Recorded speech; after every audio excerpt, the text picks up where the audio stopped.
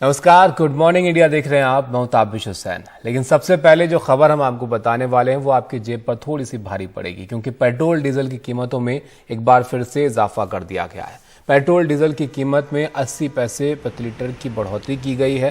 Petrol की कीमत 76 से 84 पैसे प्रति लीटर तक बढ़ी है और डीजल के दाम 76 से 85 पैसे प्रति लीटर तक बढ़ गए हैं। दिल्ली में 80 पैसे प्रति लीटर का इजाफा हुआ है और पिछले 4 दिनों में आप देखिए तो तीसरी बढ़ोतरी ये है। और 4 दिनों में पेट्रोल डीजल के दामों में ₹2.40 का इजाफा हो चुका है। पेट्रोल डीजल दिल्ली में अब कीमत देखें तो 1 लीटर पेट्रोल ₹97.81 का है और 1 लीटर डीजल की कीमत ₹89.07 है।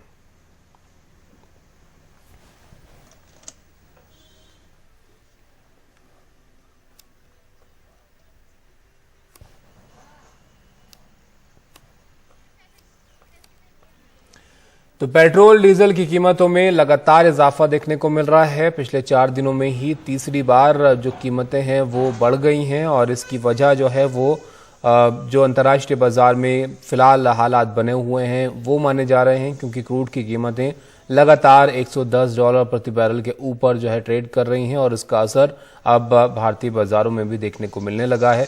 पेट्रोल और डीजल की कीमतें अब बढ़ रही हैं। जेब में बहुत ज्यादा फर्क पड़ रहा है। आम इंसान तो बहुत ज्यादा ही परेशान हो रहा है तेल को लेके। और तेल की तो इतनी जरूरत है कि हर किसी इंसान के पास आजकल बाइक, 4 व्हीलर, 2 व्हीलर सबके पास ही है। और हमारी सरकार, मोदी सरकार वैसे तो बेस्ट है, अच्छी है बहुत, बट इन चीजों पर गौर ही नहीं कर रही आम इंसान के लिए। आम इंसान पे गौर करे तो शायद और भी अच्छी बन सकती है सरकार ये।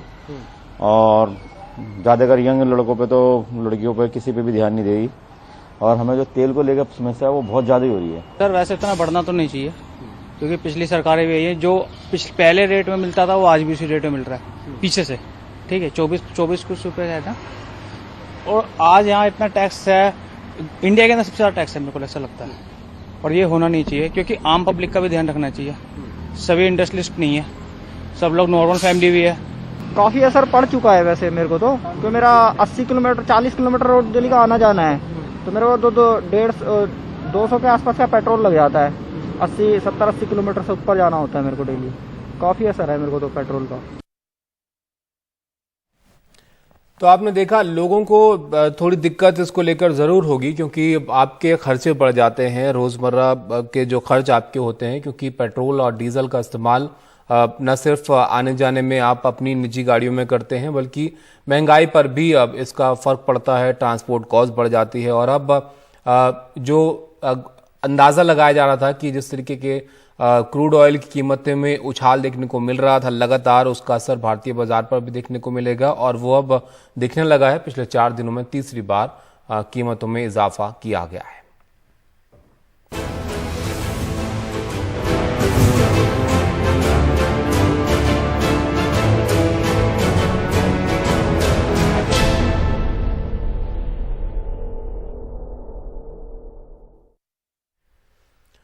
और अब बात उत्तर प्रदेश की नई सरकार की। उत्तर प्रदेश में योगी आदित्यनाथ की ताजपोशी पर मोहर लग गई है। कल बीजेपी विधायक दल की बैठक में उन्हें नेता चुन लिया गया।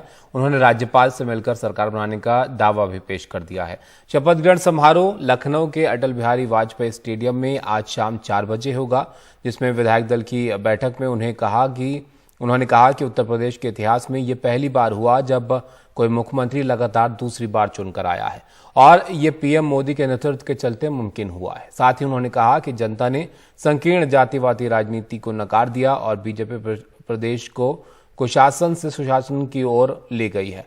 मंत्री बनने वाले विधायकों से जो सीएम योगी हैं वो मिलेंगे, खबर आ रही है। सुबह 10 बजे सीएम आवास पर यह मुलाकात होगी और लगभग 50 विधायकों से चाय पर योगी आदित्यनाथ की मुलाकात हो सकती है। हालांकि कौन मंत्री बनेंगे, उप मुख्यमंत्री कौन बनेगा, ये इसको लेकर अभी भी इंतजार है लोगों को, लेकिन मुख्यमंत्री के तौर पर योगी आदित्यनाथ आज शाम दूसरी बार लगातार उत्तर प्रदेश की शपथ ग्रहण करेंगे।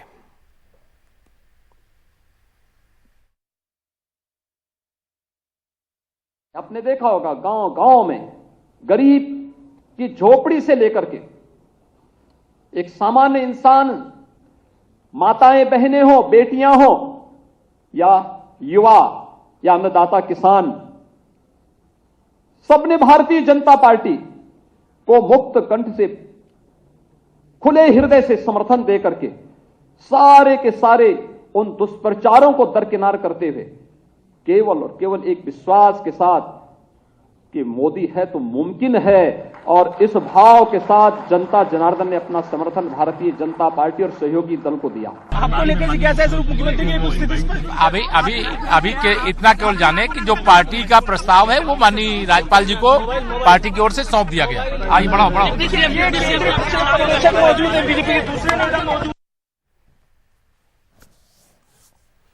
तो आज शाम ये शपथ ग्रहण समारोह जो है वो होना है। योगी आदित्यनाथ, जैसे कि उन्होंने खुद इस बात का जिक्र किया कि उत्तर प्रदेश में पहली बार होगा जब लगातार दूसरी बार जो है मुख्यमंत्री के तौर पर शपथ यहां पर लेंगे, और एक बड़ी जीत जो है उत्तर प्रदेश में बीजेपी को इस बार हासिल हुई। हालांकि विधायकों की संख्या जरूर थोड़ी कम हुई, लेकिन लगातार दूसरी बार योगी आदित्यनाथ जो है ये जिम्मेदारी संभालने जा रहे हैं। आज शाम को ये शपथ ग्रहण समारोह होना है, जिसके लिए इकाना स्टेडियम लखनऊ का तैयार किया गया है। तैयारियों की तस्वीरें आप इस वक्त देखिए। सड़कों पर पोस्टर और झंडे जो हैं वो लगाए गए हैं। बड़ी हस्तियां आज इस शपथ ग्रहण समारोह में शामिल होंगी, जिसमें प्रधानमंत्री मोदी के साथ साथ केंद्रीय मंत्री भी होंगे। हमारे सहयोगी सौरभ हमारे साथ जुड़ गए हैं, ज्यादा जानकारी के लिए उनके पास चलते हैं। सौरभ, मुख्यमंत्री जो हैं वो मिलेंगे, जो मंत्री बनने वाले हैं उन नेताओं से आज 10 बजे। कौन कौन मंत्री बनने वाले हैं, कोई जानकारी इसको लेकर बाहर आई है क्या? देखिए ताबिश, जैसे कि आपने बताया, जो अभी जानकारी भेजी दफ्तर में कि सुबह 10 बजे लगभग 50 विधायक योगी आदित्यनाथ ने बुलाए हैं, और उनको अभी थोड़ी देर पहले ही फोन जाने शुरू हो गए हैं। रात भर जो धड़कनें थी वो तेज रही विधायकों की कि किसको फोन आएगा, किसको फोन नहीं आएगा। तो अब इसकी पुष्टि जब 10 बजे ये विधायक अंदर जाएंगे तभी हो पाएगी, क्योंकि इसको लेकर के लगातार सस्पेंस बना हुआ है। कल भी ऐसा लग रहा था कि जो डिप्टी सीएम को लेकर के सस्पेंस बना हुआ है वो खत्म होगा विधायक दल की बैठक में, पर ऐसा नहीं हुआ। योगी आदित्यनाथ को विधायक दल का नेता चुना गया, उन्होंने अपना संबोधन किया, अमित शाह जी ने अपना संबोधन किया, लेकिन ये नहीं बताया गया कि उप मुख्यमंत्री कौन बनने वाला है। यानी 2 उप मुख्यमंत्री होंगे, 3 उप मुख्यमंत्री होंगे, क्या केशव मौर्य और दिनेश शर्मा को वापस से रिपीट किया जाएगा या फिर नए चेहरे देखने को मिलेंगे। अब ये सब कुछ 10 बजे ही पता चलेगा, जब ये तमाम विधायक पहुंचेंगे मुख्यमंत्री आवास पर। और बिल्कुल देखिए, इसको लेकर के सस्पेंस बना करके रखा गया है, किसी को बताया नहीं गया। कल अमित शाह जब पहले पहुंचे यहाँ लखनऊ, तो अलग से योगी आदित्यनाथ, स्वतंत्र देव सिंह, धर्मेंद्र प्रधान, राधा मोहन सिंह जो इंचार्ज हैं, दिनेश शर्मा और केशव मौर्य की बैठक हुई लगभग 1 घंटे बीजेपी दफ्तर में, और फिर लगभग 5 बजे विधायक दल की बैठक में अमित शाह पहुंचे। और अमित शाह उत्तर प्रदेश के पर्यवेक्षक बनकर यहां मौजूद हैं, और साथ में रघुवर दास जो कि झारखंड के पूर्व मुख्यमंत्री हैं वो भी मौजूद थे। और उसके बाद राज्यपाल से मिलकर के उन्होंने जो सरकार बनाने का दावा पेश किया था। तो अभी सब पर सस्पेंस बना हुआ है, तमाम खबरें हैं। कहा जा रहा है कि नहीं, एक दलित उप मुख्यमंत्री भी होगा जिसमें बीबी रानी मौर्य जाटव का नाम आगे बताया जा रहा है, तो कोई कह रहा है नहीं, केशव मौर्य और दिनेश शर्मा को रिपीट किया जाएगा। जैसे पुष्कर धामी चुनाव हार गए लेकिन फिर भी उनको मुख्यमंत्री बनाया गया उत्तराखंड में, तो बीजेपी अपने नेताओं पर भरोसा जताना चाहती है, यही वजह है कि उनको रिपीट किया जाएगा। तो ये तमाम सारी बातें अभी बाजार में है, लेकिन 10 बजे के बाद जब तक औपचारिक ना हो जाए तब तक कुछ भी कहना मुनासिब नहीं होगा। भारतीय जनता पार्टी है, यहाँ कुछ भी हो सकता है। देखिए, सबसे महत्वपूर्ण ये है कि विभाग किसको कौन सा मिल रहा है। पिछली बार केशव मौर्य के पास पीडब्ल्यूडी था, गृह विभाग जो कि लॉ एंड ऑर्डर से संबंधित है वो मुख्यमंत्री ने अपने पास रखा था, तो क्या गृह विभाग मुख्यमंत्री किसी को देंगे, पीडब्ल्यूडी विभाग किसे मिलेगा, शिक्षा, स्वास्थ्य किसके पास जाता है, जल किसके पास जाता है, ऊर्जा किसके पास जाता है। तो पोर्टफोलियोज भी काफी इंपॉर्टेंट रहेंगे। आज 4 बजे ये यहाँ पर शपथ ग्रहण है, और सबसे अहम बात यह रही कि योगी आदित्यनाथ ने कल ताबिश खुद मुलायम सिंह जो कि पूर्व मुख्यमंत्री हैं उनको फोन किया, मायावती, अखिलेश यादव, इन सबसे फोन करके बात की और उनको आज शपथ ग्रहण में आने का न्योता दिया है। कितने लोग पहुंचते हैं ये 4 बजे पता चलेगा, लेकिन एक अच्छा कदम, अच्छा जेस्चर योगी आदित्यनाथ ने दिखाया अपनी तरफ से। शुक्रिया सौरभ आपका सब जानकारी के लिए। तो अब से थोड़ी देर बाद मुलाकात होनी है जो मंत्री बनेंगे आज नई कैबिनेट में योगी आदित्यनाथ की, उनसे। सौरभ आप नजर बना के रखिए, आपके पास हम लौटेंगे इससे जुड़ी हुई और जानकारी के लिए। तो आज शाम 4 बजे योगी आदित्यनाथ लगातार दूसरी बार उत्तर प्रदेश के मुख्यमंत्री के तौर पर शपथ लेंगे, लेकिन कैबिनेट में कौन कौन होगा इसको लेकर अभी भी इंतजार है, जिसमें थोड़ी देर बाद उम्मीद की जा रही है कि इसको लेकर भी स्थिति साफ हो जाएगी कि कौन कौन जो है मंत्री होंगे योगी आदित्यनाथ की इस नई सरकार में। बीरभूम की घटना को लेकर राजनीति गरमाई हुई है। पश्चिम बंगाल की सीएम ममता बनर्जी पीड़ितों से मिलने रामपुर हाट पहुंची। वहीं बीजेपी की एक टीम ने गुरुवार को बीरभूम का दौरा किया। वहीं बीजेपी का कहना है कि पश्चिम बंगाल में कानून व्यवस्था चरमरा गई है।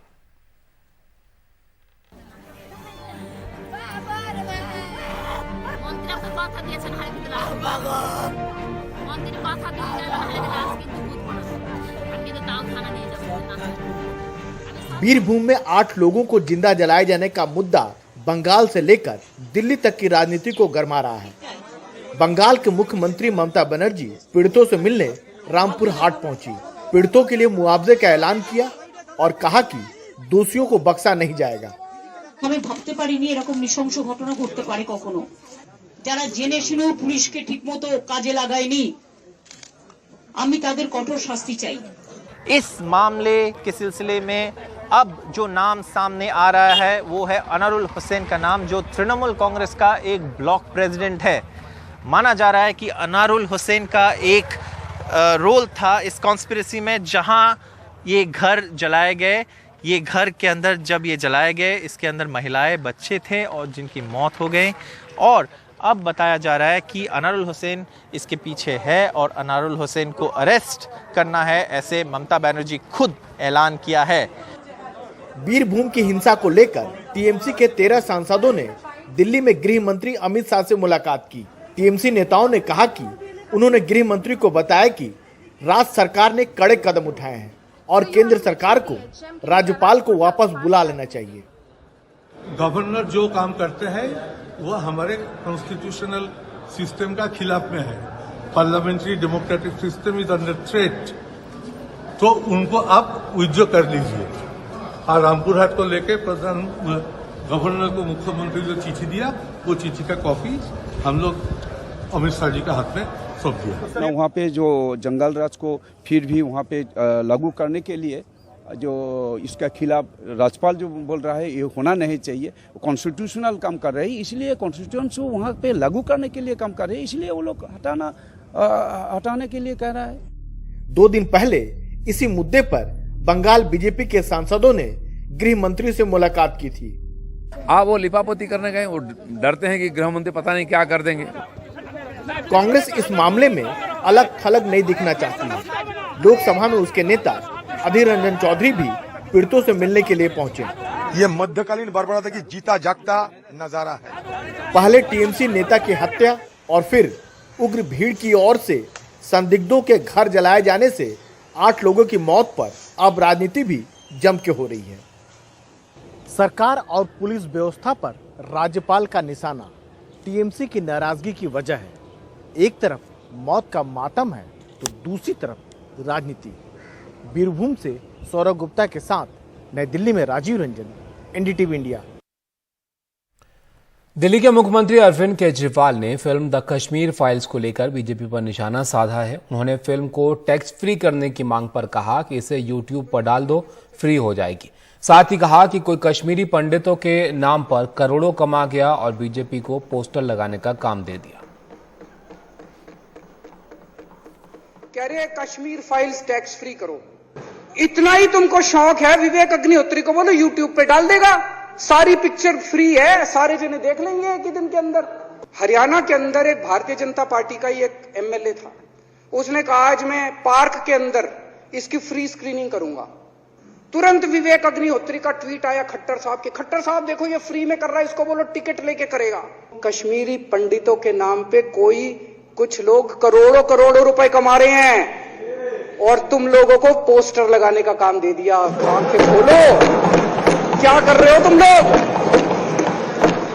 वो करोड़ों कमा गया, कश्मीरी पंडितों के नाम पे करोड़ों कमा गया और तुम लोग पोस्टर लगाते रह गए।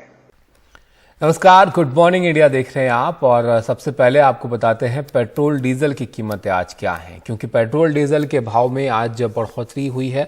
इसमें 80 पैसे का इजाफा जो है देखने को आज मिला है। पेट्रोल की कीमत 76 से 84 पैसे प्रति लीटर तक बढ़ी है और डीजल के दाम 76 से 85 पैसे प्रति लीटर तक बढ़ गए हैं। दिल्ली में 80 पैसे प्रति लीटर का इजाफा यहां पर किया गया है और पिछले 4 दिनों में ये तीसरी बार है जब पेट्रोल डीजल की कीमतें बढ़ी हैं। 40 पैसे जो है वो महंगा हुआ है, 2 रुपये 40 पैसे इतने दिनों में पेट्रोल और डीजल। और पेट्रोल और डीजल के अगर भाव देखें आप तो दिल्ली में 1 लीटर पेट्रोल की कीमत 97 रुपये 81 पैसे है और डीजल की कीमत 89 रुपये 7 पैसे अब हो गई है। जेब में बहुत ज्यादा फर्क पड़ रहा है। आम इंसान तो बहुत ज्यादा ही परेशान हो रहा है तेल को लेके। और तेल की तो इतनी जरूरत है कि हर किसी इंसान के पास आजकल बाइक, 4 व्हीलर, 2 व्हीलर सबके पास ही है। और हमारी सरकार, मोदी सरकार वैसे तो बेस्ट है, अच्छी है बहुत, बट इन चीजों पर गौर ही नहीं कर रही आम इंसान के लिए। आम इंसान पे गौर करे तो शायद और भी अच्छी बन सकती है सरकार ये। और ज्यादातर यंग लड़कों पे, तो लड़कियों पे, किसी पे भी ध्यान नहीं देगी। और हमें जो तेल को लेकर समस्या है वो बहुत ज्यादा ही हो रही है। सर वैसे इतना बढ़ना तो नहीं चाहिए, क्योंकि पिछली सरकारें भी यही है, जो पहले रेट में मिलता था वो आज भी उसी रेट में मिल रहा है पीछे से। ठीक है, 24 कुछ रुपये का है ना। और आज यहाँ इतना टैक्स है, इंडिया के अंदर सबसे ज़्यादा टैक्स है, मेरे को ऐसा लगता है। और ये होना नहीं चाहिए, क्योंकि आम पब्लिक का भी ध्यान रखना चाहिए। सभी इंडस्ट्रियलिस्ट नहीं है, सब लोग नॉर्मल फैमिली भी है। काफ़ी असर पड़ चुका है वैसे मेरे को तो, क्योंकि मेरा 80 किलोमीटर 40 किलोमीटर रोड डेली का आना जाना है, तो मेरे को 200 के आसपास का पेट्रोल लग जाता है। 70-80 किलोमीटर से ऊपर जाना होता है मेरे को डेली। काफ़ी असर है मेरे को तो पेट्रोल का।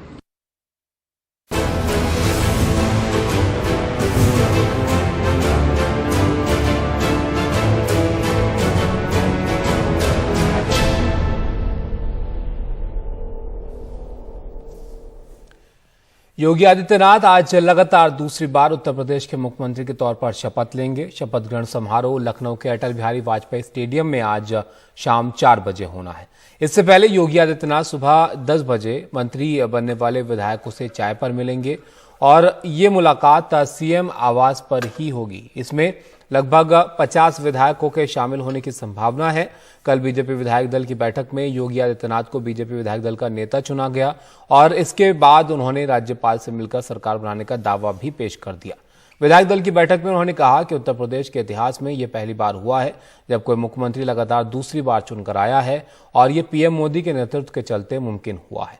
साथ ही उन्होंने कहा कि जनता ने संकीर्ण जातिवादी राजनीति को नकार दिया और बीजेपी प्रदेश को कुशासन से सुशासन की ओर ले गई है।